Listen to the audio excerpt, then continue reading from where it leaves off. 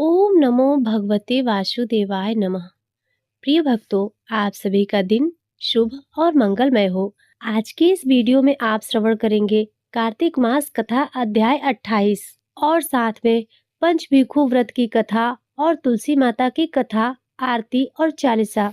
देवर्षि नारद ने श्री ब्रह्मा जी से पूछा, हे ब्रह्मा जी, अब आप मुझे कृपया कर यह बतलाइए कि तुलसी दल को किस प्रकार तोड़ना चाहिए। किन किन तिथियों में तुलसी दल नहीं तोड़े जाते, तुलसी दल तोड़ने का विशेष मंत्र क्या है, और इसके अलावा आप मुझे कृपया कर अब तुलसी जी की महिमा का भी वर्णन कीजिए।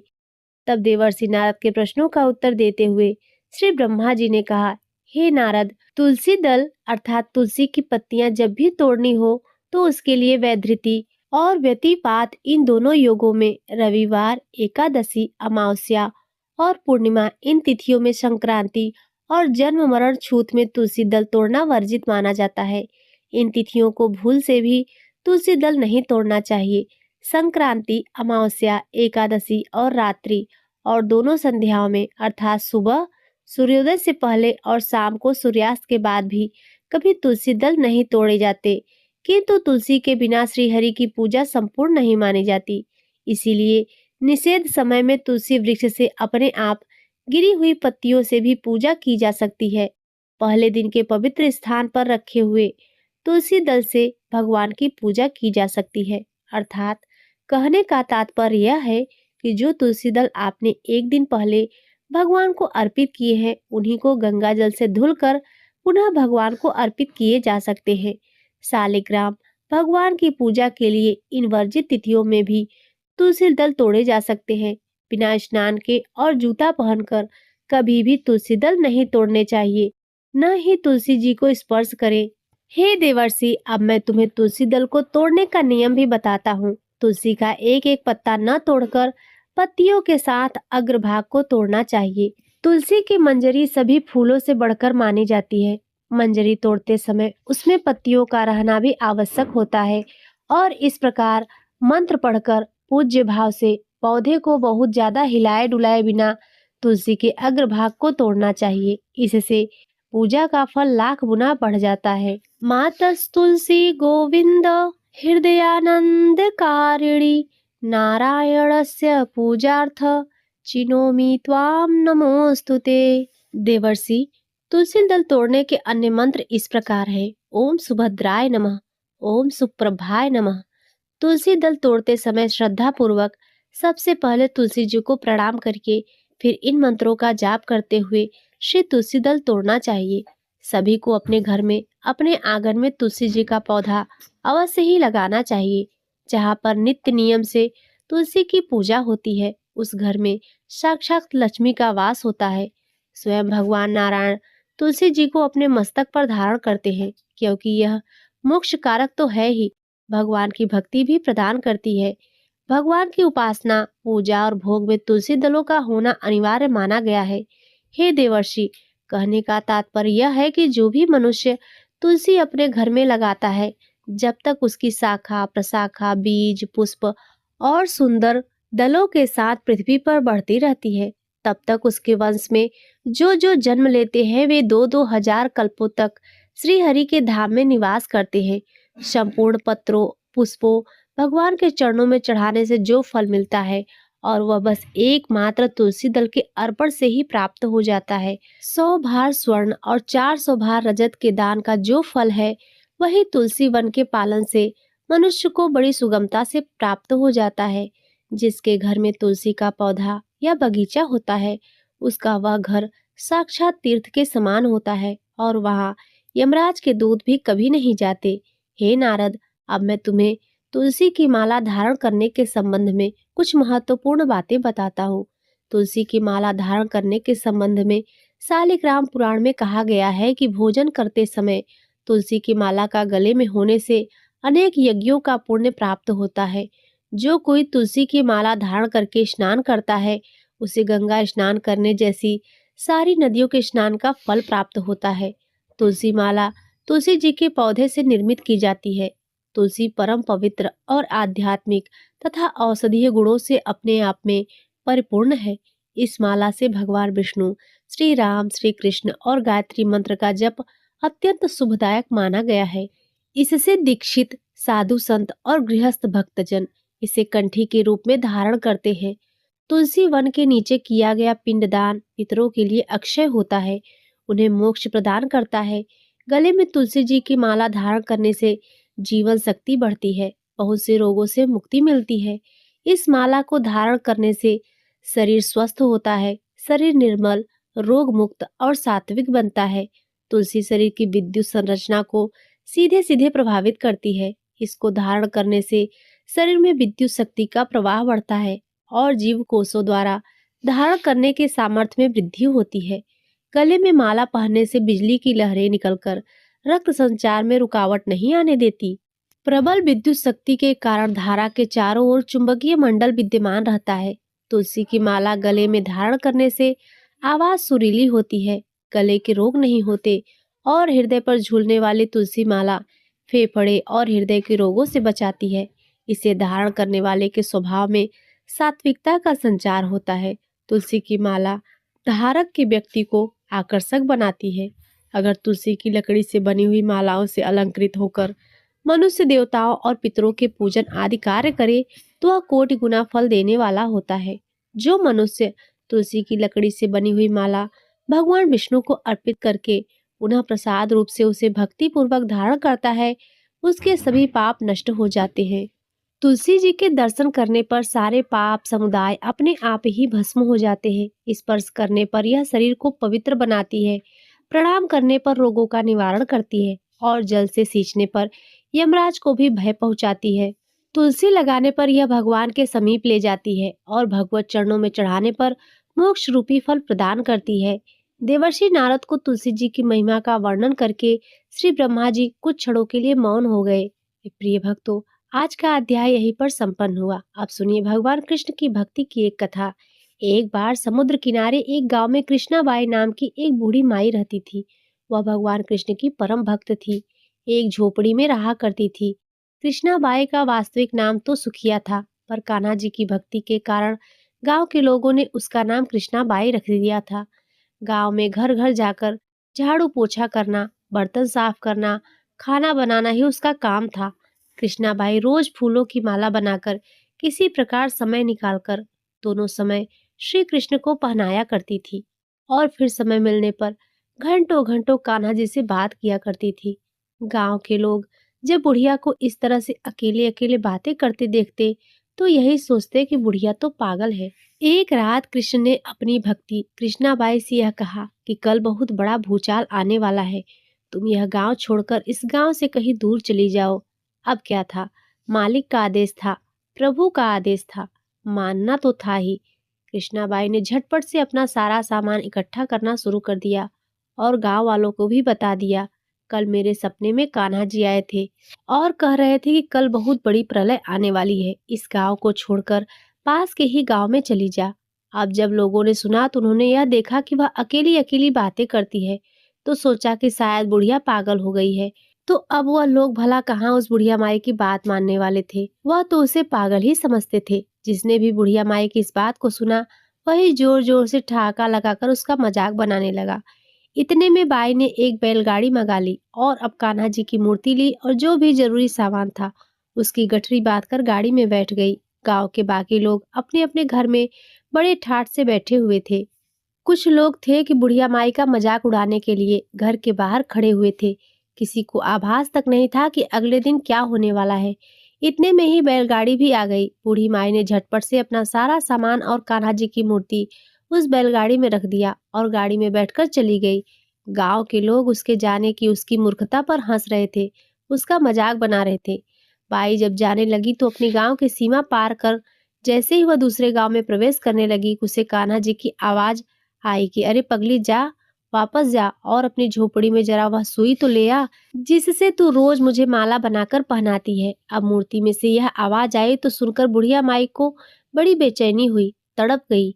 मुझसे यह भारी भूल कैसे हो गई, अब मैं अपने कान्हा की माला कैसे बनाऊं, यह तो मुझसे बहुत बड़ी गलती हुई। यह सोचकर उसने जल्दी से बैलगाड़ी वाले को रोका और बदहवास होकर बड़ी बेचैन होकर झोपड़ी की तरफ भागी।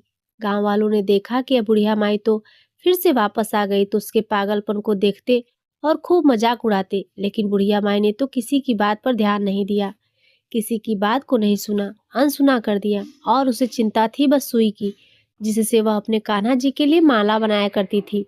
अब जब वो अपनी झोपड़ी में गई तो झटपट से उसने झोपड़ी में से एक कोने में तिनकों में फंसी हुई वह सुई निकाल ली। सुई लेकर बुढ़िया माई जिस तरह से पागलों की तरह नंगे पांव दौड़ती हुई आई थी, उसी तरह नंगे पांव भागकर गाड़ी वाले के पास पहुंच गई। जब गाड़ी वाले के पास दौड़ती हाँफती पहुंची तो गाड़ी वाला कहने लगा, माई तू इतनी परेशान क्यों है? अरे कुछ नहीं होगा। माई ने कहा, अच्छा अब चल और जल्दी से अपने गांव की सीमा को पार कर। तुझे तो कुछ नहीं पता कल क्या होने वाला है, और मेरे कान्हा जी ने मुझे सब कुछ बता दिया है। चल जल्दी कर। जब बूढ़ी माई ने गाड़ी वाले से कहा तो गाड़ी वाले ने तुरंत ही बूढ़ी माई का कहना माना और वह जल्दी जल्दी गाड़ी हाँक कर गांव से बाहर जाने लगा। जैसे ही गांव की सीमा उसने पार की, पीछे मुड़कर देखा तो क्या देखा कि पूरा गांव ही समंदर में समा गया। सब कुछ जलमग्न हो गया था। पीछे छूटे गांव में ऐसी प्रलय आई थी कि चारों ओर जिधर भी देखो पानी ही पानी नजर आ रहा था। कहीं पर जमीन दिखाई ही नहीं देती थी। वह गाड़ी वाला भी कान्हा जी का बड़ा पक्का भक्त था। किसी तरह भगवान ने उसकी भी रक्षा करने में तनिक भी देर नहीं लगाई। तभी तो बूढ़ी माई का सहारा उसको कर दिया और अपने दोनों भक्तों की जान बचा ली। तो इस तरह से जब प्रभु अपने भक्तों की एकमात्र सुई की तरह इतनी चिंता करते हैं, तो अपने भक्तों की भी रक्षा करने के लिए भला कितने चिंतित होंगे। जब तक उस भक्त की एक सुई उस गांव में थी, पूरा गांव बचा हुआ था। जैसे ही बूढ़ी माई ने उस गांव से अपनी सुई निकाली और वापस उस गांव से बाहर आई, तब तक पूरा गांव डूब चुका था। तो इसे कहते हैं सच्ची भक्ति, कि भगवान अपने भक्तों को कोई भी कष्ट आने से पहले संकेत जरूर देते हैं, और फिर भगवान के जो भी भक्त सच्चे हैं वह उनकी बातों पर और उनके संकेतों पर विश्वास भी करते हैं। यह बात अलग है जो लोग भगवान पर विश्वास नहीं करते, उन्हें चाहे कितने भी संकेत मिल जाए, वह अनहोनी का इंतजार किया ही करते हैं।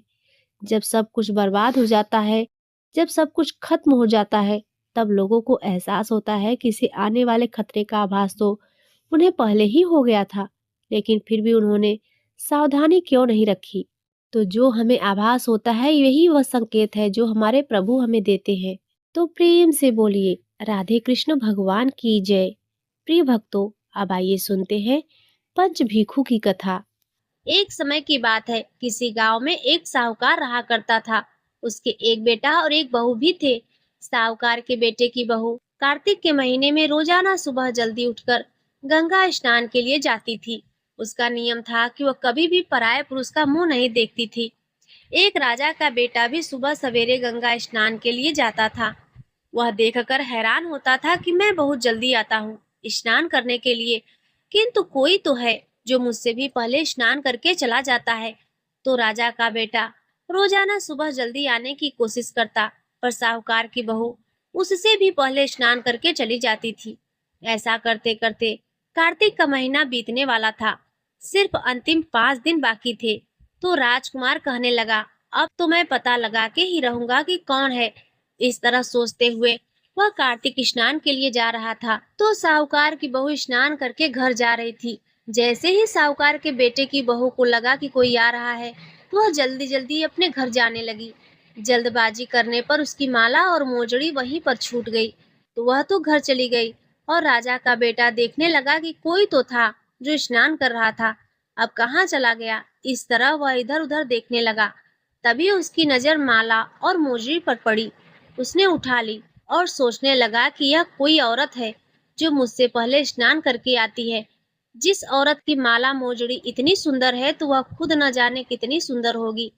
तो उसने पूरे गांव में मुनादी करवा दी कि जिसकी माला मोजड़ी है वह 5 रात मेरे पास आएगी। अब राजा के बेटे का हुक्म था, तो कोई टाल भी नहीं सकता था, न विरोध ही कर सकता था। तो सामने से साहूकार के बेटे की बहू ने कहलाया कि मैं 5 रात को आऊंगी, लेकिन किसी को साखी भरने के लिए बैठा देना। तो यह सुनकर राजा के बेटे ने एक तोते को पिंजरे में बंद करके गंगा किनारे पेड़ पर टांग दिया। बहू सुबह के समय आई, पहली पैड़ी पर पैर रखा और बोली, हे कार्तिक के दामोदर राय, पांचों पांडु उठो नारायण, भीखम राजा, उस पापी को नींद आ जाए। उसके इतना कहते ही राजा के बेटे को नींद आ गई। बहू सुबह नहा धोकर चलने लगी तो तोते से कहने लगी कि सुआ सुआ, तेरे गल डालू हीरा, मेरा साखी भरियो वीरा। तो सुआ बोला, कभी कोई भाई भी अपनी बहन की साखी भरता है? तो वह कहने लगी, सुआ सुआ, मैं सुबह तेरे पैरों में जेवर डालूंगी, साखी भरियो मेरे देवर। तो सुए ने कहा, ठीक है भाभी, मैं आपकी साखी जरूर भरूंगा। तो सुनकर वह बहुत खुश हुई और अपने घर चली गई। उसके जाने के बाद राजा का बेटा हड़बड़ाकर उठा और बैठा और सुए से पूछने लगा, सुआ, वह आई थी क्या, कैसी थी?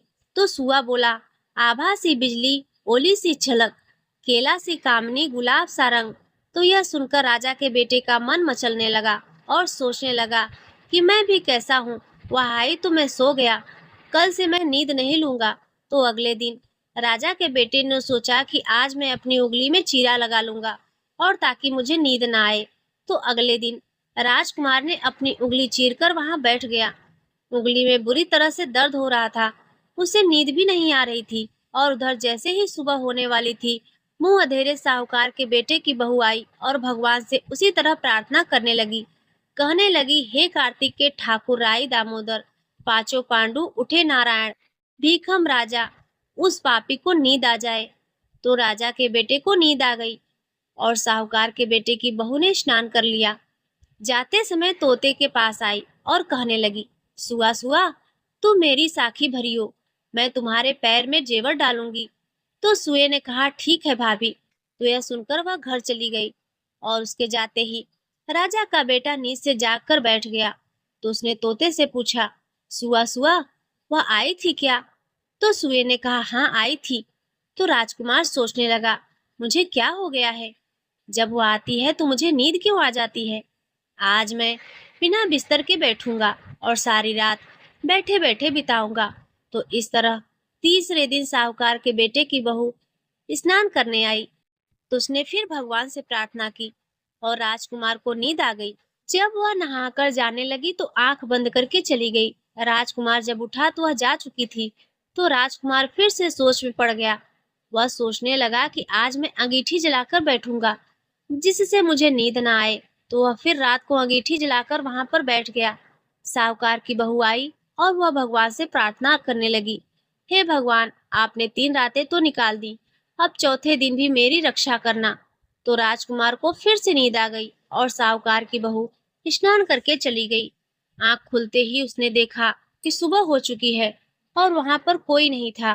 वह सोचने लगा, आज की रात मैं बिल्कुल नहीं सोऊंगा, आज मैं अपनी आंखों में मिर्ची डालकर बैठूंगा ताकि मुझे नींद ना आए। तो साहूकार की बहू फिर आई और उसने भगवान से उसी तरह प्रार्थना की, हे भगवान, आपने 3 रातें तो निकाल दी, अब चौथे दिन भी मेरी रक्षा करना। तो भगवान की कृपा से उसे फिर से नींद आ गई और वह स्नान करके चली गई। सुबह जब तोते से राजकुमार ने पूछा तो उसने वही बात बताई कि वह तो आई थी और स्नान करके चली गई। तो राजकुमार सोचने लगा कि आज मैं बिना बिस्तर बिछाए ही गंगा किनारे बैठकर निगरानी करूंगा। आज उसे नहीं जाने दूंगा क्योंकि आज तो 5वां और अंतिम दिन है। तो इस तरह विचार करके वह बैठ गया और साहूकार के बेटे की बहू आई और भगवान से प्रार्थना करने लगी कि भगवान, आज तो 5वां दिन है, आज मेरी रक्षा करना। तो वह तो पतिव्रता नारी थी और बड़े ही नियम से कार्तिक स्नान करती थी। तो भगवान ने उसकी मुराद पूरी कर दी। उस दिन भी राजकुमार को नींद आ गई। जब वो स्नान करने के लिए आई और स्नान करके वापस जाने लगी तो उसने अपनी आंखें बंद कर ली और तोते के पास आकर कहने लगी, सुआ सुआ, इस पापी को कह देना कि 5 रातें पूरी हो चुकी है, अब वह मेरे मोतियों की माला मेरे घर भिजवा दे। तो सुबह राजकुमार की आंख खुली तो उसने तोते से पूछा, वह आई थी क्या?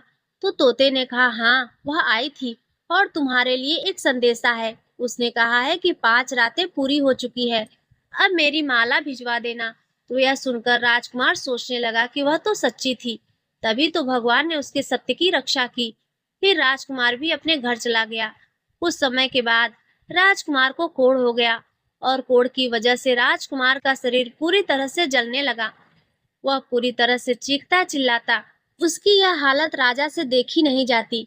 राजा का एक ही बेटा था जब भी किसी वैद्य को बुलाते और उसका इलाज करवाने की कोशिश करते तो रोग उतना ही ज्यादा बढ़ जाता। यह देखकर वैद्य ने कहा, राजन, इसकी बीमारी हमारी समझ में नहीं आ रही है, आप किसी अच्छे विद्वान पंडित से पूछिए। तो राजा ने विद्वान पंडितों को बुलाकर पूछा कि मेरे बेटे का शरीर क्यों जल रहा है। जैसे ही मैं इसका इलाज करवाने की कोशिश करता हूँ तो और ज्यादा जलने लगता है, बताओ इसका क्या कारण है। तो पंडितों ने देखकर बताया कि आपके बेटे ने पतिव्रता नारी पर बुरी नजर डाली थी, उसकी वजह से इसकी यह हालत हो गई है और इस रोग से यह पीड़ित हुआ है। तो राजा ने कहा, आप सब इसका कारण जानते हैं तो निवारण भी जानते होंगे, कृपया करके मेरे बेटे के ठीक होने का उपाय बताएं। तो पंडितों ने कहा कि अगर यह उस साहूकार की बहू को धर्म की बहन बनाए और रोज उसके नहाए हुए जल से स्नान करे तो ही यह ठीक हो सकता है। तो राजा साहूकार की बहू की वह माला लेकर साहूकार के घर गया और बोला कि यह माला और मोजड़ी आपकी पुत्रवधू की है, इसे मैं लौटाने आया हूँ। आप इस माला को रख लीजिए और मुझ पर एक एहसान कीजिए। आपकी बहू जब स्नान करे तो स्नान किए हुए पानी से मेरे बेटे को नहला दे। तो साहूकार कहने लगा, मेरी बहू किसी पराये पुरुष का मुंह नहीं देखती है और तुम नहलाने की बात कर रहे हो। तो राजा ने सारी बात साहूकार को बताई कि मेरे बेटे ने किस तरह आपकी बहू पर बुरी नजर डाली थी और उसकी वजह से आज वह कोढ़ रोग से पीड़ित हो गया है और तिल तिल करके मर रहा है। यही उपाय है जिसकी वजह से मेरा बेटा बच सकता है। अगर आप यह कर सके तो आपका बड़ा उपकार होगा। इस तरह से राजा दीन विनती करने लगा। तो साहूकार कहने लगा कि आपके बेटे को स्नान घर के आगे नाली पर बैठा देना। जब मेरी बहू स्नान करेगी तो नीचे उस नाली के पानी से आपका बेटा स्नान कर लेगा। तो राजा को बहुत अजीब लगा, पर क्या हो सकता था, राजकुमार ने काम ही ऐसा किया था तो सजा तो उसे मिलनी ही थी। जैसा साहूकार ने कहा था वैसा ही राजा ने किया। स्नान घर के आगे नाली के ऊपर अपने बेटे को बिठा दिया। जैसे ऊपर स्नान घर में साहूकार के बेटे की बहू स्नान करती तो पानी राजकुमार के ऊपर आकर गिरता तो उसके सारे पाप नष्ट हो गए और उसका शरीर चंदन सा हो गया। तो उसने ठीक होते ही साहूकार के बेटे की बहू से माफी मांगी और कहा कि आज से तुम मेरी बहन हो और मैं तुम्हारा भाई हूँ। मेरे पिछले सारे अपराध क्षमा करो। आज के बाद से मैं दोबारा ऐसी गलती किसी के साथ नहीं करूंगा।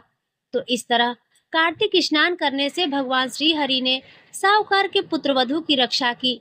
हे पंचदेवता, जैसे आपने साहूकार के बेटे की बहू का सत्य रखा वैसा सभी का रखना।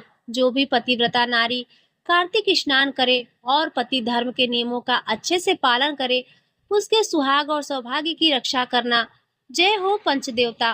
प्रेम से बोलिए लक्ष्मी नारायण भगवान की जय। प्रिय भक्तों, अब आइए सुनते हैं कार्तिक मास में नित्य सुनी जाने वाली पीपल पथवारी की कथा, तुलसी माँ की कथाएं, आरती और चालीसा। बहुत समय पहले की बात है। एक छोटा सा गांव था जो नदी के किनारे पर बसा हुआ था। गांव के चारों तरफ हरियाली ही हरियाली थी।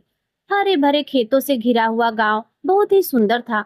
उस गांव में एक बुढ़िया माई अपने दो बेटे और दो बहुओं के साथ रहती थी। बुढ़िया माई के दोनों बेटे परदेश गए हुए थे कमाने के लिए। घर में बुढ़िया माई और उसकी दो बहुएं थी। बड़ी बहू बहुत ही तेज और घमंडी थी, जबकि छोटी बहू बहुत ही सीधी सादी भोली भाली थी। बड़ी बहू और छोटी बहू जब घर के काम करती तो बड़ी बहू छोटी बहू से झगड़ा करती थी। सास जानती थी कि उसकी बड़ी बहू बहुत तेज है और छोटी वाली बड़ी भोली है, लेकिन बेचारी क्या करती, दोनों बहुओं को समझाती और ज्यादा कुछ कह भी नहीं सकती थी, क्योंकि उसे घर में लड़ाई झगड़ा पसंद नहीं था। इसीलिए बुढ़िया माई सोचने लगी कि इनके लिए कोई उपाय खोजना पड़ेगा जिससे ये काम में भी लगी रहे, व्यस्त भी रहे और झगड़ा लड़ाई भी कम होगा। अब बुढ़िया माई के पास काफी सारी गाय भैंसे थी। दोनों बहुएं गाय भैंसों का भी काम करती थी। बुढ़िया माई ने एक उपाय सोचा, क्यों न दोनों बहुओं को दूध और दही बेचने के लिए गांव में भेज दिया जाए, जिससे कुछ आमदनी भी हो जाए। इसके रोज रोज के झगड़े भी खत्म हो जाएंगे।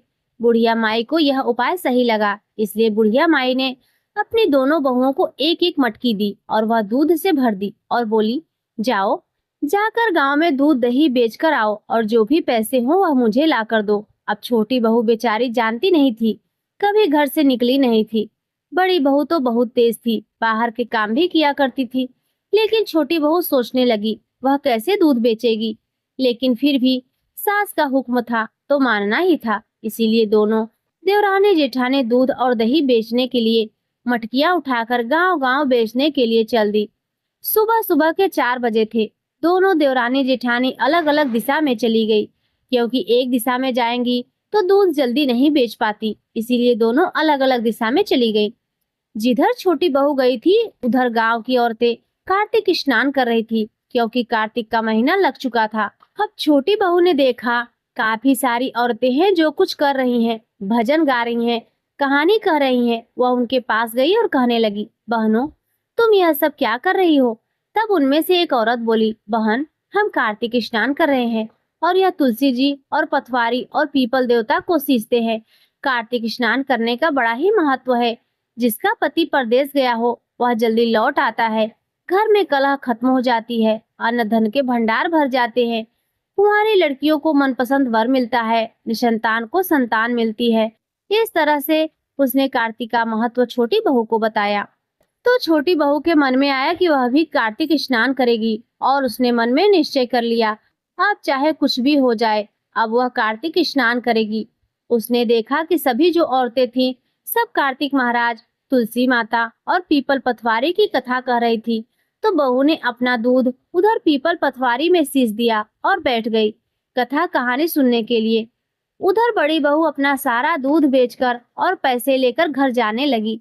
इधर छोटी बहू जैसे वह औरतें पूजा कर रही थी उनकी तरह ही कथा कहानी कही, तुलसी जी और पीपल पथवारी की परिक्रमा की और वहीं पर गंगा स्नान किया, क्योंकि नदी का घाट था। अब उसे थोड़ी देर हो गई, वह घर खाली हाथ आई, क्योंकि दूध तो वह पीपल पथवारी को चढ़ाई थी। घर जाकर उसकी सास कहने लगी, लाओ बहुओं दोनों लाओ, आज का हिसाब दो। बड़ी बहू ने तो अपने पैसे अपनी सासू माँ को थमा दिए, क्योंकि वह तो दूध बेचकर आई थी तो पैसे भी उसने हाथ में थे। अब छोटी बहू तो अपना दूध जो पीपल पथवारी को सींच आई थी वह पैसे कहाँ से दे। वह डरते डरते बोली, माँ जी मैंने जो महीने भर का हिसाब देने के लिए कहा है तो महीने पर आपको पैसे लाकर दे दूंगी। सास बोली, ठीक है। अब दोनों देवरानी जेठानी का नियम बन गया। रोज सुबह उठती और दूध और दही की मटकी लेकर बेचने के लिए चली जाती। इससे घर में जो उन्हें समय कम मिलता था बिताने के लिए, दोनों अपना दूध दही बेचकर आती थी। अब छोटी वाली बहू का नियम बन गया था, वह तो अब नित्य नियम से कार्तिक स्नान करती, पीपल पथवारी सींचती और जो दूध होता उसे पीपल पथवारी में ही सींच देती। इसी तरह दिन बीतने लगे। धीरे धीरे करके पूर्णिमा का दिन आ गया, कार्तिक का महीना खत्म हो गया। कहते हैं कि कार्तिक स्नान करते हैं तो एक दिन अगहन का भी नहाना चाहिए। अब जो अगले दिन पूर्णिमा वाले दिन सब लोग इकट्ठा हुए थे पीपल पथवारी के पास, जितनी भी औरतें थी सब ने स्नान किया, पूजा की और अपने अपने घर के लिए थोड़ा थोड़ा पथवारी लेकर चली गई। अब छोटी बहू वहां बैठकर रोने लगी, जोर जोर से रोने लगी। अब पीपल और पथवारी और तुलसी माता में से आवाज आई, बहू क्या बात है, तू क्यों रो रही है। तब बहू कहने लगी, मैं क्या करूं, घर पर मेरी जेठानी और मेरी सास तो बहुत क्लेश करेंगी, क्योंकि मैंने तो पूरा महीना दूध पीपल पथवारी और तुलसी में सींच दिया है। अब मेरी सास मुझसे हिसाब मांगेगी तो मैं हिसाब कहाँ से दूंगी, वह मुझसे पैसे मांगेगी। तब तुलसी मैया कहने लगी, एक काम करो छोटी बहू, जो यह पथवारी के कंकड़ पड़े हुए हैं इनमें से कुछ कंकड़ उठा ले जाओ और अपनी कोठरी में जाकर रख देना। अब जो छोटी बहू ने जो कंकड़ उठा लिए और वहां से चल दी, जाकर अपनी कोठरी में जाकर धर दिए। अब दोपहर हुई तो जेठानी भी आ गई, अपने पैसे लिए। सास बड़ी खुश थी। सास छोटी बहू से बोली, बहू तूने हिसाब नहीं दिया महीने का, कितने पैसे हुए हैं। बहू बेचारी डरते हुए बोली, देखो माँ जी जितने भी पैसे हैं मैंने ना सब अंदर कोठरी में रख दिए हैं। सास बोली, ठीक है बहू मैं जाकर देख लेती हूँ। बेचारी बहू डर ही रही थी कि दूध तो बेचा ही नहीं तो पैसे कहाँ से आएंगे। लेकिन अब जो होगा सब उसने कार्तिक भगवान पर छोड़ दिया। हे कार्तिक के राई दामोदर, हे ठाकुर जी, हे तुलसी माता, हे पीपल देवता, हे पथवारी माता, अब तुम ही मेरी लाज बचाना। अब उधर बुढ़िया माई जो कोठरी में गई तो क्या देखती है कि वहां तो हीरे जवाहरात चमक रहे हैं, बड़े हीरे मोती चमक रहे हैं। अब बुढ़िया माई ने आवाज लगाई, अरे ओ बहू बहू इधर तो आ। अब छोटी बहू बेचारी सोचने लगी, आज तो सच्चाई सामने ही आ जाएगी। बेचारी डरते कांपते गई कहने लगी, जी माँ जी। सास कहने लगी, अरे बहू, यह तू कहाँ से लेकर आई है? इतना सोना चांदी हीरे मोती चमक रहे हैं, किसके यहाँ से चोरी करके लाई है? अब छोटी बहू यह चमत्कार देखकर सन्न रह गई। वह हाथ जोड़कर जय हो कार्तिक भगवान की, जय हो पीपल पतवारी की, जय हो तुलसी मैया की कहने लगी। बोली, माँ जी, मैंने न तो किसी के यहाँ चोरी की है और न ही किसी के यहाँ डकैती डाली है, न ही किसी को ठगा है। मुझ पर तो पीपल पतवारी और तुलसी माता की कृपा हुई है। मैं तो 1 महीना जो अपना कार्तिक स्नान किया था और जो आप दूध बेचने के लिए देती थी, वही मैं पीपल पतवारी में सींच देती थी। मुझे तो उन्होंने ही दिया है। अब बुढ़िया माई बड़ी खुश हो गई, अपनी छोटी बहू को गले से लगा लिया। यह देखकर बड़ी जिठानी जल भुन गई, इसे तो इतना दे दिया, अब तो सास इसी के गुण गाएगी। अब क्योंकि सास तो पहले भी छोटी बहू को चाहती थी, लेकिन वह दोनों बहुओं में कभी फर्क नहीं करती थी। किंतु बड़ी बहू के मन में तो अब ईर्ष्या आ गई। अब तो छोटी का मान बढ़ जाएगा, क्योंकि इतना धन जो लेकर आई है। अब जो उसने ठान लिया कि वह भी कार्तिक स्नान करेगी। उसने अपनी छोटी देवरानी से पूछा कि छोटी, सच सच बता, तूने कैसे किया? वह कहने लगी, दीदी, जब हम दूध बेचने जाते थे, जिस दिशा में मैं जाती थी उधर गंगा जी का घाट था। गंगा जी के किनारे पर एक पीपल था और एक पथवारी थी और तुलसी जी उगी हुई थी। वहां पर काफी औरतें गंगा स्नान करके जो कार्तिक स्नान करती थी, वहीं पर तुलसी पीपल पथवारी सींचती थी। तो मैंने भी वह सब देखा और उन लोगों से पूछा, तो उन्होंने कार्तिक महात्म्य की कथा सुनाई। उनकी कथा कहानी सुनी तो जो मैंने दूध बेचने के लिए जाती थी, कथा कहानी पूजा करके, उनकी परिक्रमा करके, स्नान करके, जो मैं सारा दूध दही वहीं पर चढ़ा देती थी। अब बड़ी बहू ने भी ठान लिया कि वह भी कार्तिक स्नान करेगी, वह भी धन लेकर आएगी और सास की नजरों में महान बनेगी। अब धीरे धीरे समय बीता, फिर से कार्तिक मास आया। अब सास ने फिर से बड़ी बहू और छोटी बहू को दूध बेचने के लिए भेज दिया। अब जो दोनों ने दिशा बदल ली, जिस दिशा को जेठानी जाती थी उस दिशा को छोटी बहू जाने लगी और बड़ी बहू अपना उस दिशा को जाने लगी। लेकिन छोटी बहू फिर भी अपना कार्तिक स्नान करती थी। उसने ठान लिया था कि अब जब तक जीवन रहेगा वो कार्तिक स्नान करेगी। तुलसी पूजन उसने अपना रोज नित्य नियम बना लिया था। अब वह बहुत ही धार्मिक प्रवृत्ति की थी। पूजा पाठ तो वह पहले ही किया करती थी, लेकिन अब वह बड़ी लगन से पूजा करने लगी। तुलसी जी सींचने लगी और कार्तिक स्नान करती। इधर जेठानी ने देखा कि बहुत सी औरतें कार्तिक स्नान कर रही हैं। वह भी कार्तिक स्नान करने लगी, लेकिन वह सोचने लगी, देवरानी ने तो कच्चा दूध चढ़ाया था, मैं तो गर्म दूध चढ़ाऊंगी और मुझ पर जो कार्तिक भगवान ज्यादा प्रसन्न होंगे। अब वह क्या करती, घर से गर्म दूध लेकर जाती और पीपल पथवारी पर चढ़ा देती। अब ऐसे ही समय बीता। धीरे धीरे फिर से कार्तिक का महीना समाप्त होने को आया। सब औरतें अपने अपने घर थोड़ी थोड़ी पथवारी लेकर गई। कहते हैं जो पथवारी बनाते हैं उसकी मिट्टी या कंकड़ थोड़े थोड़े अगर अपने भंडार घर में रख देते हैं तो कहते हैं वहां पर बरकत बनी रहती है, अन्न धन की कमी नहीं होती। इसीलिए सब पथवारी की थोड़ी थोड़ी मिट्टी लेकर जाते हैं। अब जेठानी वहां गई और वहीं जाकर बैठकर रोने लगी। जब वह जोर जोर से रोने लगी तो पीपल पथवारी में से आवाज आई, बहू तू क्यों रो रही है? तब कहने लगी, हे पीपल देवता, हे पथवारी माता, हे तुलसी माता, मैंने जो कार्तिक स्नान किया है और आपको मैंने अपना दूध चढ़ा दिया है, अब मेरी सास हिसाब मांगेगी तो मैं हिसाब कहाँ से दूंगी? पथवारी माता बोली, एक काम कर, यह कंकड़ पड़े हैं, ले जा और अपनी कोठरी में रख दीजिए। अब बड़ी बहू ने सोचा कि मेरी देवरानी तो छोटे छोटे पत्थर लेकर गई थी, मैं तो बड़े बड़े पत्थर लेकर जाऊंगी ताकि यह बड़े बड़े सोने में बदल जाएंगे तो ज्यादा धन मिलेगा। अब वह बड़े बड़े पत्थर उठाकर अपने घर चली गई। बड़ी बहू ने कंकड़ लाकर कोठरी में रख दिए और कोठरी का दरवाजा बंद कर दिया और कहने लगी अपनी छोटी से, छोटी, आज चलो खीर पूरी बनाते हैं, आज जो हमारा कार्तिक स्नान पूरा हुआ है। क्योंकि जेठानी के मन में तो लालच था, वह तो सोच रही थी आज तो बहुत धन मिलेगा। इस खुशी में वह खीर पूरी बनाने में जुट गई। उधर सास कहने लगी दोनों बहुओं से, बहुओं लाओ मुझे दूध का हिसाब दो, जो तुमने कितने का दूध बेचा है। अब जो बड़ी बहू कहने लगी, माँ जी मैंने तो हिसाब के पैसे लाकर अंदर कोठरी में रख दिए हैं, आप कोठरी के अंदर जाकर देख लेना। बुढ़िया माई बोली, ठीक है।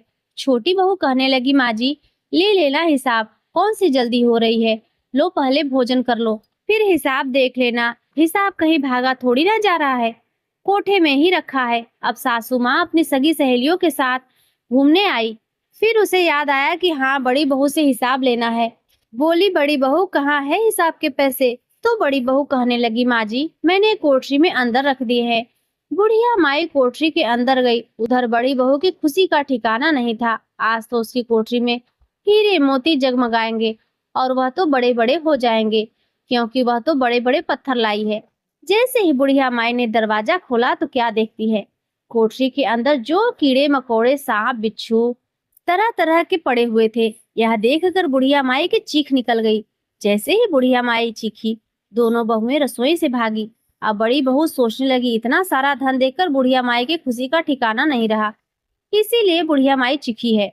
अब वह तो बड़ी ही खुश और बड़ी ही अकड़ से चलने लगी। देखती हूँ और बोली, माँ जी देख लिया ना, मैं छोटी बहू से कितना ज्यादा धन लेकर आई हूँ।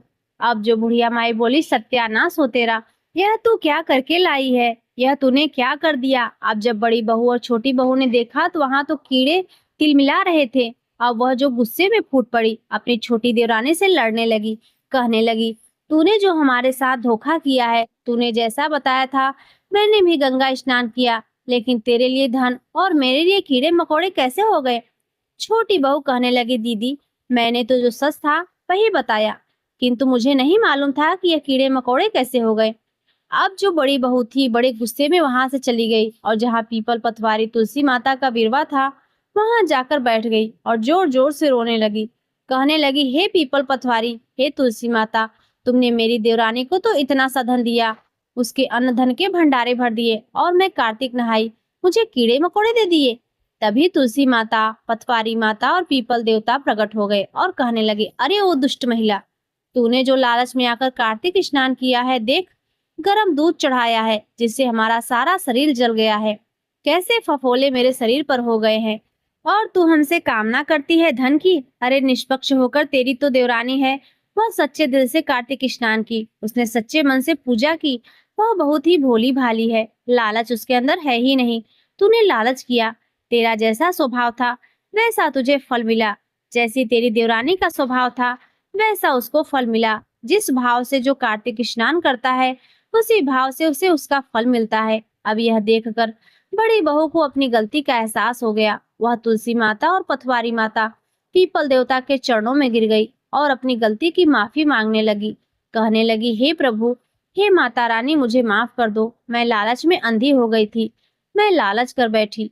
जब वो रोने गिड़गिड़ाने लगी, बार बार माफी मांगने लगी, तो तुलसी माता और पथवारी माता और पीपल देवता ने उसे माफ कर दिया। अब वह खुशी खुशी घर आई। घर आकर अपनी देवरानी को गले से लगाया और कहने लगी, छोटी, अगले साल से हम फिर से कार्तिक स्नान करेंगे और पूजा पाठ करेंगे, अब मुझे धन का कोई लालच नहीं है। तब उन दोनों की सास बोली, तुम दोनों ही नहीं, मैं भी तुम्हारे साथ कार्तिक स्नान करूंगी और जो तुम्हारे साथ ब्राह्मण भोज करूंगी। अब जो उनके पति भी थे वे भी घर आ गए। उन्होंने भी गांव में अपना दुकान खोल ली, अपना बिजनेस करने लगे, क्योंकि अब उनके पास धन हो गया था, इसीलिए उन्हें अब परदेश जाकर कमाने की जरूरत नहीं थी। फिर से कार्तिक का मास आया। अब तीनों सास बहू मिलकर सवेरे 4 बजे उठ जाती, गंगा के घाट पर जाती और तीनों बड़े ही दिल से, बड़े ही सच्चे मन से परमात्मा को याद करती और डुबकी लगाती। जल से तुलसी जी को सींचती, पीपल सींचती, पथवारी सींचती, कथा कहानी कहती, और ऐसे ही महीना बीत गया। फिर घर आई। जिस दिन आखिरी दिन था, कार्तिक मास पूरा हो गया था। पूर्णिमा के दिन उन्होंने 5 ब्राह्मणों को बुलाकर भोजन कराया, दान दक्षिणा दी, जो भी उन पर दान बना, और बड़े बड़े अच्छे मन से उन्होंने कार्तिक नहाने का प्रण लिया। अब दोनों देवराज जेठानी को 9वें महीने बहुत ही सुंदर एक एक पुत्र ने जन्म लिया। कार्तिक मैया की कृपा से जो उनके घर में पुत्र रत्न की प्राप्ति हुई, जिसे बुढ़िया माई और उसका परिवार बहुत ही प्रसन्न था। उसके घर में खुशियां छा गई। 2-2 पोते पाकर बुढ़िया माई भी निहाल हो गई। इस तरह से कार्तिक स्नान करने का फल उन्हें मिला। हे कार्तिक माता, हे कार्तिक के भगवान राय दामोदर जी, हे ठाकुर जी, हे तुलसी माता, हे पथवारी माता, हे पीपल देवता, जैसे आपने छोटी को फल दिया, वैसे ही यह कहानी कह रहे और जो यह कहानी सुन रहे हैं और जो हुकारा भर रहे हैं, उन सभी की मनोकामनाओं को पूर्ण करना। जैसे देवरानी को खुशी मिली वैसे ही सबको मिले, और जैसे जेठानी के ऊपर विपत्ति आई वैसे किसी के ऊपर विपत्ति ना आए। प्रेम से बोलिए, विष्णु भगवान की जय, तुलसी सालिक राम भगवान की जय, पीपल पतवारी की जय, लक्ष्मी नारायण भगवान की जय। कार्तिक मास में तुलसी की पूजा का विशेष महत्व है। तुलसी माता को हरि प्रिया भी कहा जाता है। जितना भगवान श्री हरि विष्णु सोने, चांदी, हीरे, मोती और रत्नों से प्रसन्न नहीं होते, उतना सिर्फ तुलसी दल से प्रसन्न हो जाते हैं। सच्ची श्रद्धा भाव से तुलसी दल भगवान विष्णु को अर्पित करने से मनुष्य के सभी संकट कट जाते हैं और मनोकामनाएं पूर्ण हो जाती है। एक बार एक गांव में एक बुजुर्ग महिला रहा करती थी। वह बहुत ही पूजा पाठ करती थी।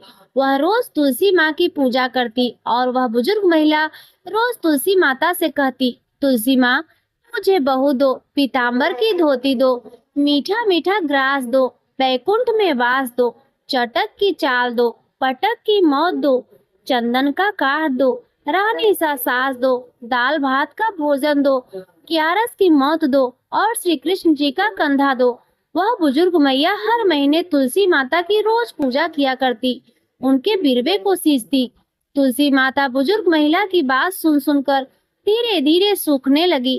प्रिय भक्तों, तभी भगवान श्री कृष्ण जी ने देखा कि तुलसी माता सूख रही हैं और तभी एक दिन भगवान श्री कृष्ण तुलसी माता जी के पास प्रकट हुए और भगवान श्री कृष्ण जी ने तुलसी माता से पूछा, हे तुलसी, तुम क्यों सूख रही हो? सभी महिलाएं तुम्हारी पूजा करती हैं, तुमको रोज सींचती हैं, लेकिन फिर भी तुम सूखती जा रही हो। इसका क्या कारण है? जिसके बाद तुलसी माता ने भगवान श्री कृष्ण से प्रेम पूर्वक कहा, हे प्रभु, एक बुजुर्ग महिला मेरे पास रोज आती है और रोज एक ही बात बोलती है, हे तुलसी माता सबकी दाता, मैं तेरा बिरवा सींचती हूँ, तू मुझे बहू दो, पीताम्बर की धोती दो, मीठा मीठा ग्रास दो, बैकुंठ में वास दो, चटक की चाल दो, पटक की मौत दो, चंदन का काट दो, रानी सारास दो, दाल भात का भोजन दो, ग्यारस की मौत दो और श्री कृष्ण जी का कंधा दो। मैं उस बुजुर्ग महिला की सारी मनोकामनाएं पूरी कर सकती हूँ प्रभु, किंतु हे प्रभु, उसकी एक मनोकामना पूरी नहीं कर सकती हूँ। मैं श्री कृष्ण जी का कंधा कहाँ से दूंगी प्रभु? भगवान श्री कृष्ण जी तुलसी माता की बातों को सुनकर जोर जोर से हंसने लगे और फिर भगवान श्री कृष्ण जी ने तुलसी माता से कहा, तुम चिंता मत करो, जब उस बुजुर्ग महिला की मृत्यु होगी तब मौके पर मैं वहां पहुंचकर कंधा दे दूंगा। आज सुबह जब वह पूजा करने आए तब कह देना कि सब कुछ तुम्हें मिल जाएगा। कुछ ही दिनों के बाद वह वृद्ध महिला ठोकर खाकर रास्ते में गिरकर मर गई। पूरे गांव के सभी लोग आए। उस महिला को सभी लोग धर्मात्मा मानते थे। उसको तुलसी जी की डोगरी कहते थे। उसके परिवार में कोई भी नहीं था, इसीलिए गांव वालों ने ही उसके अंतिम संस्कार की योजना बनाई और उसे नहला धुलाकर अर्थी पर बैठाने के लिए उसे उठाने लगे तो उसका मृत शरीर इतना भारी हो गया कि उसे उठा ही नहीं पाए। यह देखकर वहां के सभी लोग तरह तरह की बातें करने लगे और कहने लगे, यह इतना पूजा पाठ करती थी, हर समय माला फेरती थी, इसीलिए यह इतना भारी हो गई है। वहीं पूरे गांव में चर्चा होने लगी, डोगरी माई कोई भक्त नहीं थी, यह छल कपट करती थी। हम जिसे धर्मात्मा समझते हैं वह पापी है, जो कि किसी से भी उठ नहीं पा रही है। यह इसके कर्मों की सजा है। इधर भगवान ने सोचा मेरे भक्त की निंदा हो रही है, इसीलिए भगवान ने बूढ़े आदमी का भेष धारण करके वहां पर आए और वहां पर एकत्रित लोगों से पूछने लगे कि यहाँ पर इतनी भीड़ क्यों लगी है, जिससे सभी लोग कहने लगे यह डोगरी माई मर गई है और पापिन इतनी थी कि जिससे यह उठ भी नहीं पा रही है। सभी लोग उठा उठा कर थक गए हैं। तब ब्राह्मण ने कहा, मुझे एक बार डोगरी के कानों में कुछ कहने दो, फिर देखो कैसे उठती है।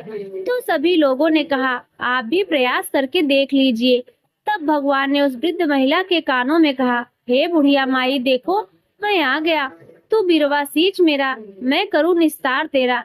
हे बुढ़िया माई, बहू ले, पोती ले, पोता ले, लड्डू ले, पीताम्बर ले, धोती ले, गहना ले, घी का घड़ा ले, मीठा मीठा खीर ले, पूरी ले, दाल भात का भोजन ले, धन दौलत ले, बेटा ले, पोता ले, तुलसी का पत्ता, गंगा जी का जल, ग्यारस को मुंह में ले, चंदन का काट ले, कृष्ण जी का कंधा ले, इतना सुनते ही वह बुढ़िया माई हल्की हो गई। भगवान बोले, आओ और इनको उठाओ।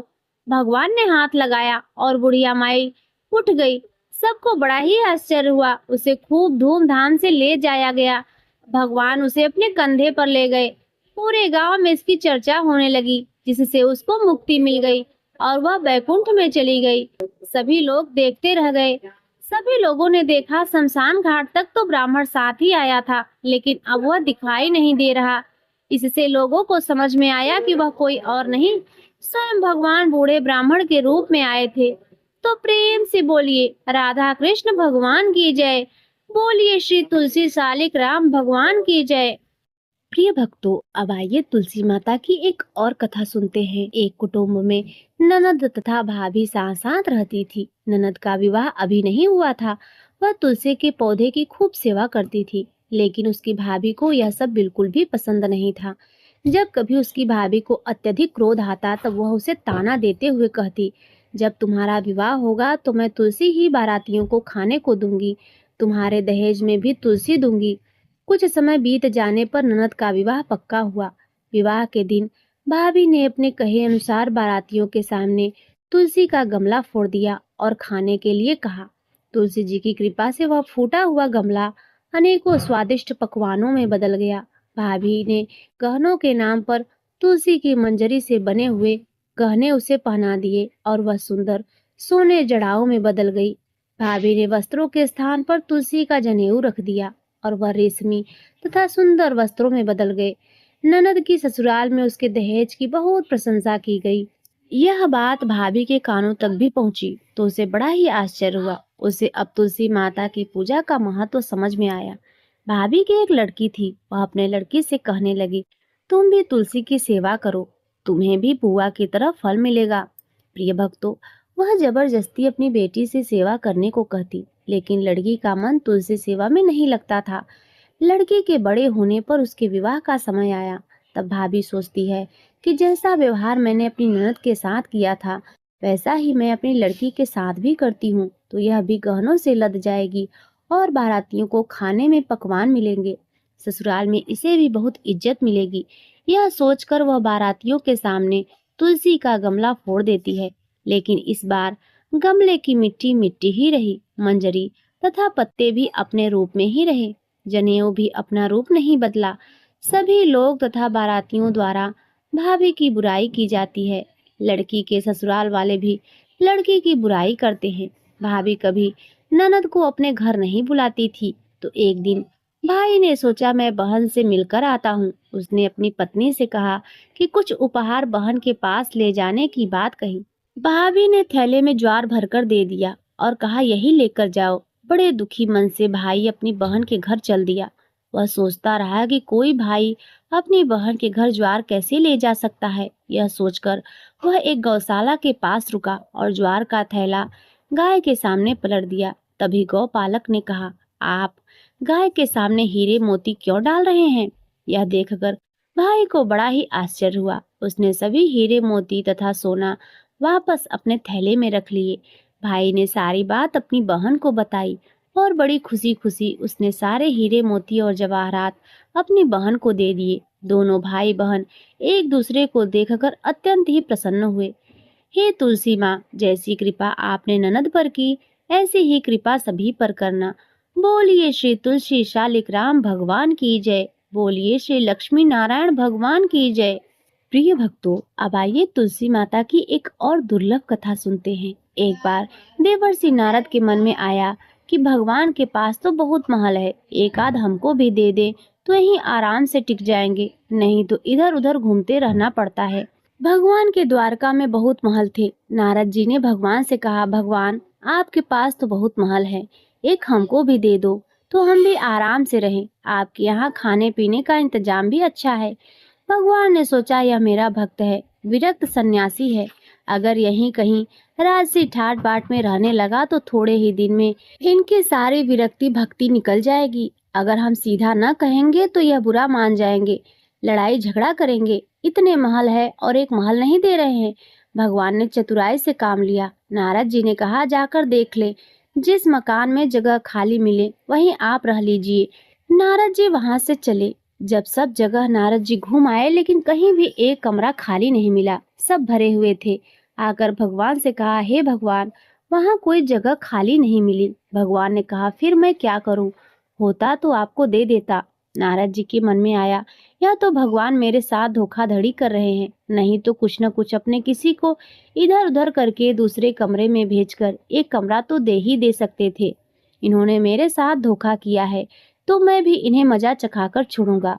प्रिय भक्तों, यह तो भगवान की लीला थी। नारद जी रुक्मणी जी के पास पहुंचे। रुक्मणी जी ने नारद जी की आव भगत की, बड़े प्रेम से आदर सम्मान किया। उन दिन भगवान सत्यभामा जी के यहाँ रहते थे। एक आध दिन बीता तो नारद जी ने उनको दान की कथा सुनाई। सुनाने वाले स्वयं नारद जी दान का महत्व सुनाने लगे। जिस चीज का दान करेंगे वही चीज आगे आपको मिलती है। जब नारद जी ने देखा कि यह बात रुक्मणी जी को जम गई है तो उन्होंने पूछा, आपको सबसे ज्यादा प्रेम किससे है? रुक्मणी जी ने कहा, यह भी कोई पूछने वाली बात है, मुझे भगवान श्री हरि से अत्यंत प्रेम है। कहने लगे, फिर आपकी यह इच्छा होगी कि अगले जन्म में वे आपको ही मिले। रुक्मणी जी बोली, इच्छा तो यही है। नारद जी ने कहा, अच्छा है, तो फिर दान कर दो, नहीं तो नहीं मिलेंगे। आपकी सौत भी बहुत है और उनमें से किसी ने पहले दान कर दिया तो उन्हें मिल जाएंगे। इसीलिए दूसरे के करने से पहले आप भगवान को हमें दान कर दे। रुक्मणी जी को बात जच गई। उन्होंने सोचा कि जन्म जन्म में भगवान मिलेंगे तो दान तो कर ही देना चाहिए। रुक्मणी से नारद जी ने संकल्प करा लिया। अब क्या था, नारद जी का काम बन गया। वह सीधे सत्यभामा जी के महल पहुंच गए और भगवान से कहा, हे भगवान, उठिए और चलिए मेरे साथ। भगवान ने कहा, कहाँ चलना है, क्या बात हुई? नारद जी ने कहा, आप कुछ नहीं, आपको मैंने दान में लिया है। आपने एक कोठरी भी मुझे नहीं दी, तो मैं आपको ही सन्यासी बनाकर पेड़ के नीचे सुलाऊंगा। भगवान ने कहा, रुक्मणी ने दान दिया है तो ठीक है, वह पटरानी है, उससे मिल तो आइए। भगवान ने अपने सारे कांठे, रेशम कपड़े सब खोलकर सत्यभामा जी को दे दिए और वल्क वस्त्र पहनकर, भस्मी लगाकर और कमंडल लेकर वहां से चल दिए। उन्हें देखते ही रुक्मणी जी के होश उड़ गए। पूछा, क्या हुआ भगवान? भगवान ने कहा, पता नहीं, नारद कहते हैं कि आपने मुझे दान दे दिया है। रुक्मणी ने कहा, लेकिन वे कपड़े गहने कहाँ गए? उत्तम केसर को छोड़कर यह भस्मी क्यों लगा ली? भगवान ने कहा, जब दान दे दिया है तो मैं उनका हो गया, इसीलिए अब वे मुझे सन्यासी बनाएंगे। रुक्मणी जी ने कहा, मैंने इसलिए थोड़ी ही दिया था कि यह ले जाएं। भगवान ने कहा, तब किस लिए दिया था आपने हमें दान में? दान तो इसीलिए दिया जाता है कि उसको साथ ले जाएं। अब रुक्मणी जी को होश आया कि यह तो गड़बड़ का मामला हो गया। रुक्मणी जी ने कहा, नारद जी, यह आपने मेरे से पहले नहीं कहा था। अगले जन्म में मिलेंगे तो मिलेंगे, अब तो हाथ से ही खो रहे हैं। नारद जी ने कहा, अब जो हो गया सो हो गया, अब मैं इन्हें ले जाऊंगा। रुक्मणी जी बहुत रोने लगी। तब तक हल्ला गुल्ला मच गया और सभी रानियां वहां इकट्ठी हो गई। सत्यभामा, जामवंती सब समझदार थी। उन्होंने कहा, भगवान, एक रुक्मणी के पति थोड़े ही है, इसीलिए रुक्मणी को सर्वथा दान का अधिकार नहीं हो सकता। हम लोगों का भी दान का अधिकार है। नारद जी ने सोचा, यह तो घपला हो गया। कहने लगे, क्या भगवान के टुकड़े करोगे? नारद जी ने विचार किया कि अपने को तो महल ही चाहिए था, यही दे नहीं रहे हैं। अब मौका ठीक है, समझौते पर बात आ रही है। नारद जी ने कहा, भगवान का जितना वजन है उतने का तुला दान करने से दान मान लिया जाता है। तुला दान से देह का दान किया जाता है, इसीलिए भगवान के वजन का सोना, हीरा, पन्ना दे दो। इस पर सभी रानियां राजी हो गई। बाकी तो सब राजी हो गए, लेकिन भगवान ने सोचा कि यह फिर मुंह में पड़ गया। भगवान तराजू के एक पलड़े के अंदर बैठ गए। दूसरे पलड़े में सारे गहने, हीरे, पन्ने रखे जाने लगे। लेकिन जो अपने मुख में पूरे ब्रह्मांड को लेकर बैठे हैं, क्या द्वारका के पूरे धन से उनकी बराबरी की जा सकती है? सारा का सारा धन दूसरे पलड़े पर रख दिया गया, लेकिन जिस पलड़े पर भगवान बैठे थे वह वैसा का वैसा ही रहा, नीचे लगा रहा, ऊपर नहीं हुआ। नारद जी ने कहा, देखो तो, तुला तो बराबर हो ही नहीं रहा है, अब मैं भगवान को कैसे ले जाऊंगा? सब कहने लगे, अरे कोई उपाय बताइए नारद जी। नारद जी ने कहा, और कोई उपाय नहीं है। अन्य सब लोगों ने अपने हीरे पन्ने लाकर डाल दिए, लेकिन उससे क्या होना था? वे तो त्रिलोकी का भार लेकर बैठे थे। उधर औरतें सब चीख चिल्ला रही थी। नारद जी प्रसन्नता के मारे इधर उधर टहल रहे थे कि आज मेरे भगवान मेरे साथ चलेंगे। भगवान ने धीरे से रुक्मणी को बुलाया। रुक्मणी ने कहा, भगवान, कुछ उपाय निकालिए, आप इतना भार लेकर बैठ गए हैं। हम लोगों का क्या हाल होगा। भगवान ने कहा, ये सब हीरे पन्ने निकाल दो, सारे सोने सारे गहने उतार दो। यह सब निकालकर तुलसी का एक पत्ता और सोने का एक छोटा सा टुकड़ा रख दो, तो तुम लोगों का काम हो जाएगा। रुक्मणी जी के कहने पर सारा सामान हटाया गया। सारा सामान हटा दिया गया और एक छोटे से सोने के टुकड़े और तुलसी का पत्ता रखा गया, तो भगवान के वजन के बराबर हो गया। सबने नारद जी से कहा, आप ले जाइए तुलादान। नारद जी ने खूब हिला डुला कर देखा, कहीं कोई ठगी तो नहीं मार रहा। नारद जी ने कहा, हे भगवान, मेरे साथ फिर से धोखा हो गया।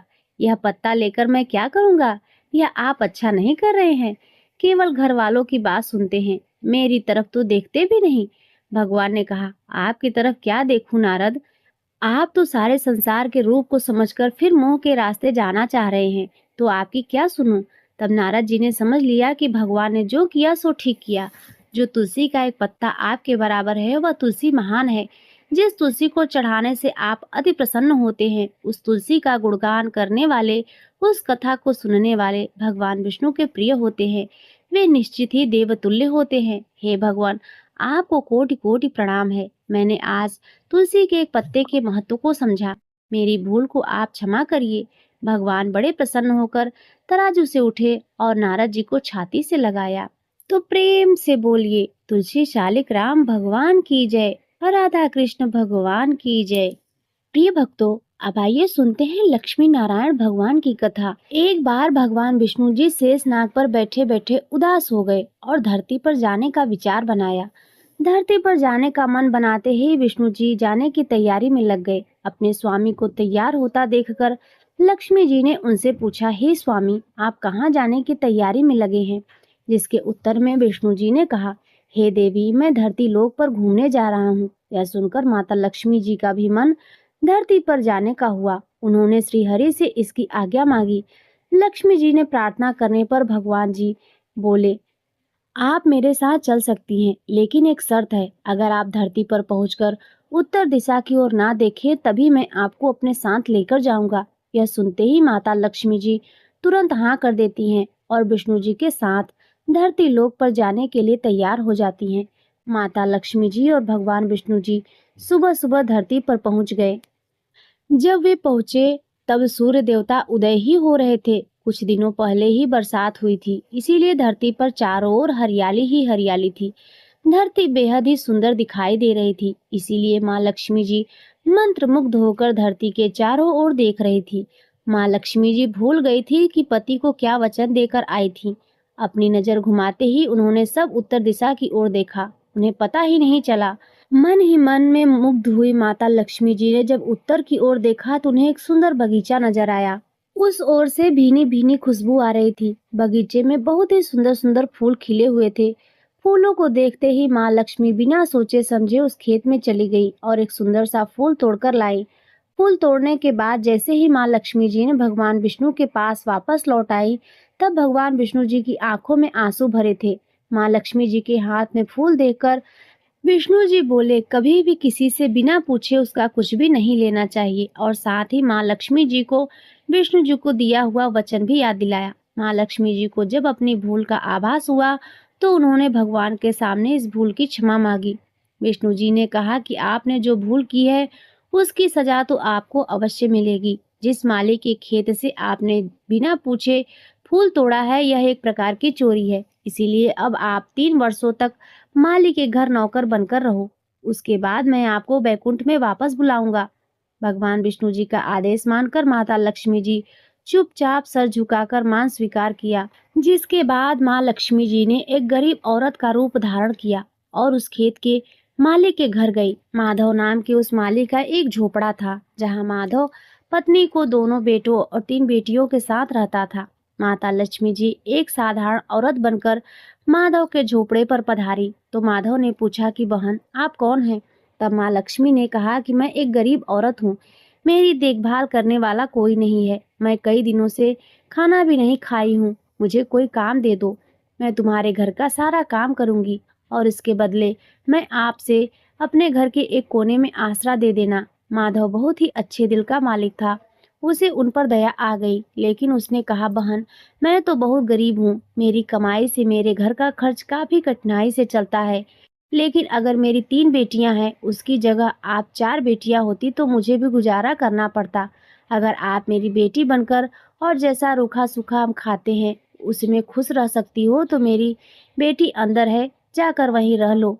माधव ने माँ लक्ष्मी जी को अपने झोपड़े में शरण दे दी और माँ लक्ष्मी जी की 3 साल तक उस माधव के घर पर नौकरानी बनकर रही। कथा के अनुसार कहा जाता है कि जिस दिन माँ लक्ष्मी जी माधव के घर आई थी, उसके दूसरे ही दिन माधव को फूलों में इतनी आमदनी हुई कि शाम को उसने एक गाय खरीद ली। फिर धीरे धीरे माधव ने जमीन खरीद ली और सब ने अच्छे अच्छे कपड़े भी बनवा लिए। कुछ समय बाद माधव ने एक बड़ा पक्का घर भी बनवा लिया। माधव हमेशा सोचता रहा कि मुझे यह सब इस महिला के आने के बाद ही मिला है। इस बेटी के रूप में मेरी किस्मत आ गई है। एक दिन माधव जब अपने खेतों में काम खत्म करके घर आया तो उसने अपने घर के द्वार पर गहनों से लदी एक देवी स्वरूप औरत को देखा। जब वह पास गया तो उसे आभास हुआ कि यह तो मेरी मुंह बोली चौथी बेटी है, यानी वही औरत है। कुछ समय के बाद वह समझ गया कि यह देवी और कोई नहीं बल्कि स्वयं माँ लक्ष्मी जी है। यह जानकर माधव बोला, हे माँ, मुझे क्षमा कर दो, हमने आपको अनजाने में घर और खेत के काम करवाए। हे माँ, यह हमने कैसा अपराध कर दिया। माँ, हम सबको माफ कर दो। यह सुनकर माँ लक्ष्मी जी मुस्कुराई और बोली, हे माधव, तुम तो बहुत ही अच्छे और दयालु व्यक्ति हो। तुमने मुझे अपनी बेटी की तरह रखा, अपने परिवार का सदस्य बनाया। इसके बदले मैं तुम्हें वरदान देती हूँ कि तुम्हारे पास कभी भी खुशियों की और धन की कमी नहीं रहेगी। तुम्हें सारे सुख मिलेंगे जिसके तुम हकदार हो। इसके बाद माँ लक्ष्मी जी अपने स्वामी श्रीहरि के द्वारा भेजे रथ में बैठकर बैकुंठ लोक को चली गई। हे माँ, मेरी नम्र विनती है, जैसे माधव पर कृपा दृष्टि रखी वैसी ही कृपा दृष्टि हमारे समाज और देश पर भी रखना। कथा को सुनने वाले, सुनाने वाले और हुकारा भरने वाले सभी भक्तजनों पर रखना। तो प्रेम से बोलिए लक्ष्मी नारायण भगवान की जय। प्रिय भक्तों, अब आइए सुनते हैं श्री तुलसी चालीसा। दोहा। श्री तुलसी महारानी करु विनय सिरनाय, जो मम हो संकट विकट दीजय मात न साय। चौपाई। नमो नमो तुलसी महारानी, महिमा अमित न जाय बखानी।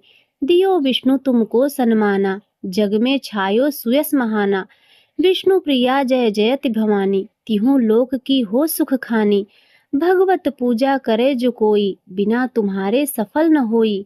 जिन घर तव नहीं होय निवासा, उस पर करहीं विष्णु नहीं बासा। करे सदा जो तव नित सुमिरन, तेहि के कारज होय सब पूरन। कार्तिक मास महात्म तुम्हारा, ताको जानत सब संसारा। तब पूजन जो करे कुंवारी, पावे सुंदर वर सुकुमारी। कर जो पूजन नित प्रति नारी, सुख संपत्ति से होय सुखारी। वृद्धा नारी करे जो पूजन, मिले भक्ति होवे पुलकित मन। श्रद्धा से पूजे जो कोई, भव निधि से तर जावे सोई। कथा भागवत यज्ञ करावे, तुम भी नहीं सफलता पावे। छायो तब प्रताप जग भारी, ध्यावत तुम ही सकल चितधारी। तुम ही मात यंत्रन तंत्रन, सकल काज सिद्धि होवे क्षण में।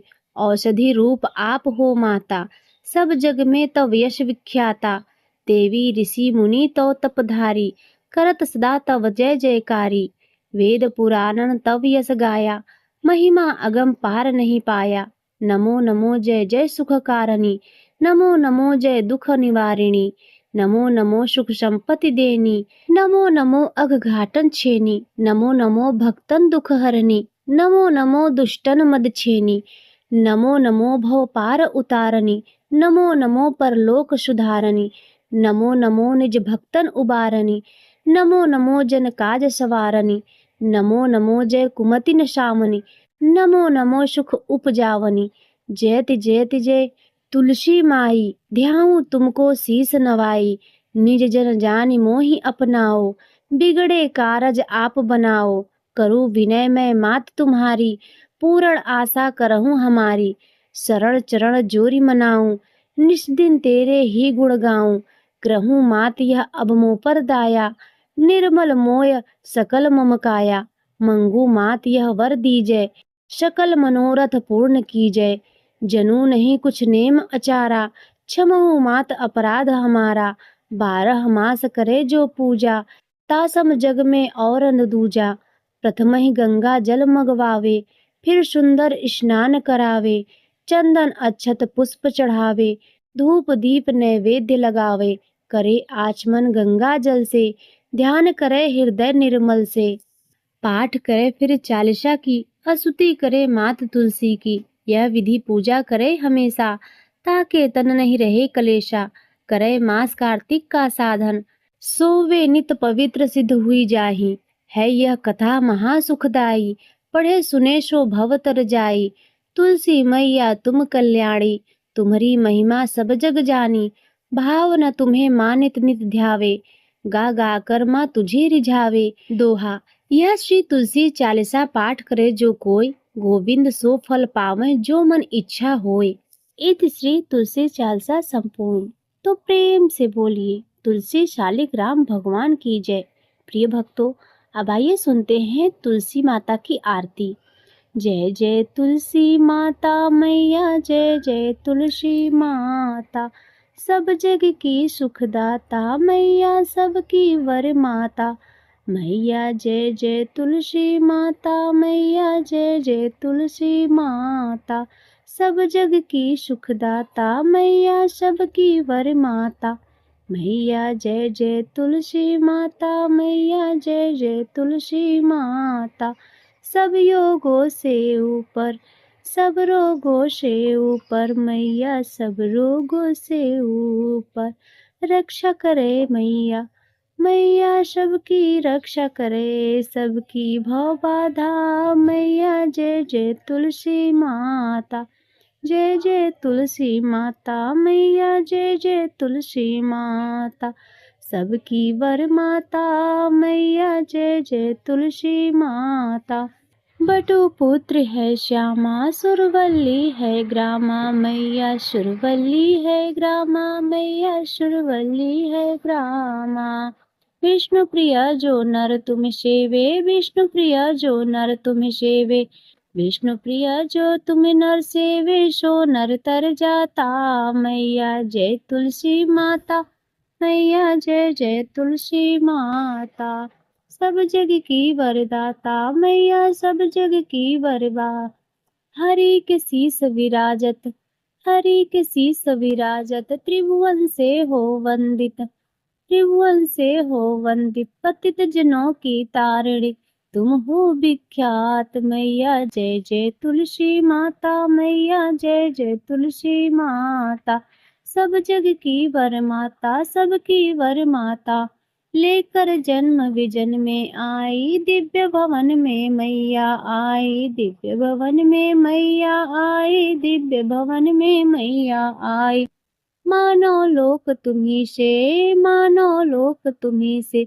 सुख संपत्ति पाता मैया, जय जय तुलसी माता। जय जय तुलसी माता मैया, जय जय तुलसी माता।